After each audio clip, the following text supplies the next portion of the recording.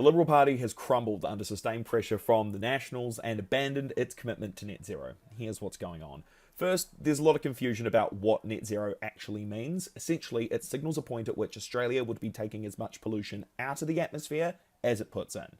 The Liberal Party spent the last 2 days in Canberra debating whether to stick with its commitment to net zero or replace it with some watered down version. There were voices for and against, but ultimately the party decided to fall in line with the National Party, its junior partner in the coalition. The Nationals decided 2 weeks ago to ditch net zero after its MPs received an error-riddled document written by its own think tank. The coalition will formalise its joint position on Sunday.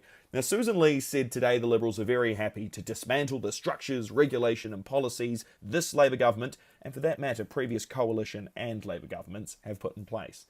The coalition is trying to paint its approach as more reasonable, less risky, yet in reality, ignoring the science and economics which say the cheapest way to power the economy and thus lower power bills is renewable energy.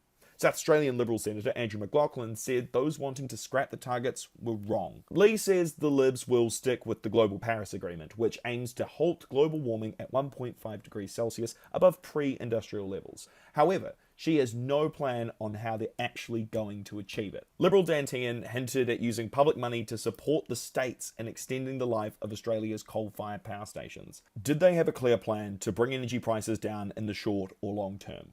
Not really. Only that they would be technology agnostic, which is really just code for supporting coal and nuclear.